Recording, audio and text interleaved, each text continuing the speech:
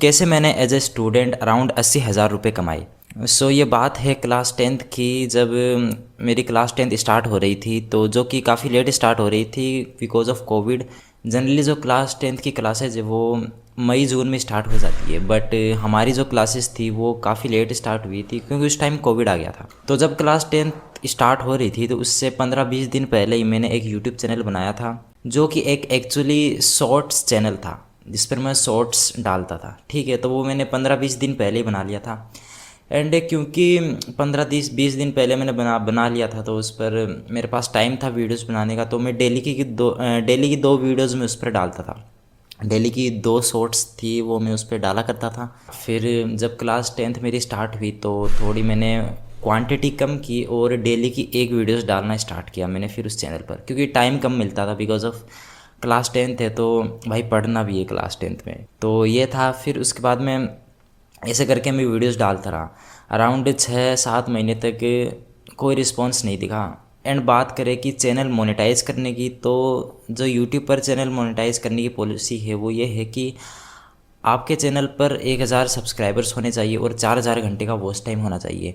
And अगर आप shorts डालते हो तो उस पर आपको 3 महीने में 10 मिलियन व्यूज़ चाहिए होती है, अगर आप 4,000 घंटे का वॉच टाइम कंप्लीट नहीं कर पाते हो तो मुझे मेरे चैनल को मोनेटाइज करने के लिए दो कंडीशन को फुलफ़िल करना था। पहली थी मुझे 1,000 सब्सक्राइबर चाहिए थे मेरे, एंड सेकंड वन की मुझे 3 महीने में 10 मिलियन व्यूज़ चाहिए थे मेरे चैनल पर।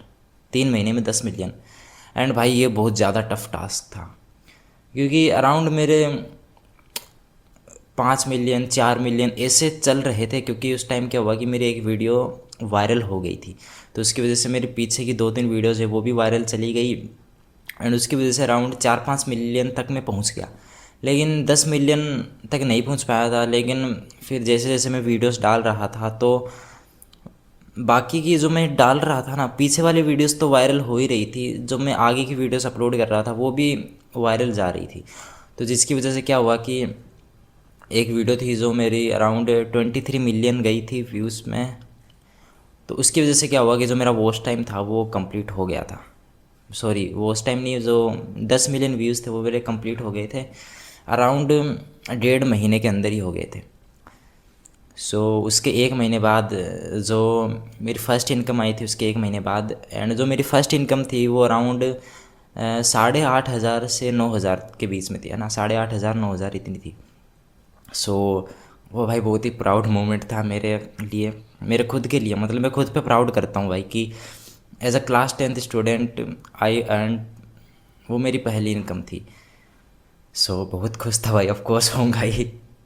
एंड फिर उसके बाद में क्या हुआ कि ऐसे मेरे वीडियो चलती रही और ऐसे चैनल चलता रहा, पैसे आते रहे अराउंड। और उन पैसों से मैंने क्या किया, तो मैंने कुछ इक्विपमेंट्स खरीदे हैं ना अपने चैनल के लिए। मैंने माइक ख़रीदा था जो कि अराउंड 15,000 के आसपास का माइक था। वो कुछ ज़्यादा ही महंगा ख़रीद लिया था, जोश जोश में आ गए, बट यहाँ मैंने ख़रीदा था। एंड बाकी के पैसे से और कुछ ख़रीदे, घर वालों को दे दिए पैसे। वो टाइम था, बहुत ही प्राउड मोमेंट था। आप इस वीडियो से क्या सीखते हो ना, आप क्या लेके जा रहे हो इस वीडियो से? तो मैं तो यही कहूँगा कि भाई वीडियोस बनाना स्टार्ट करो, कंटेंट बनाना स्टार्ट करो।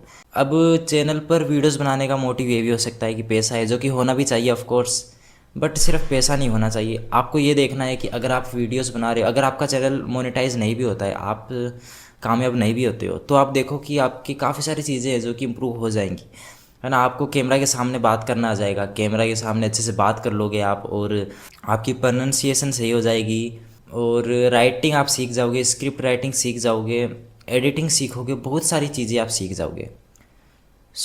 पैसा नहीं भी मिले तब भी आपकी स्किल्स जो है वो इम्प्रूव होती रहेंगी, जो कि डेफिनेटली आपको आगे फ्यूचर में काम देगी। या that's it for this video. Will see in the next video. Thank you so much.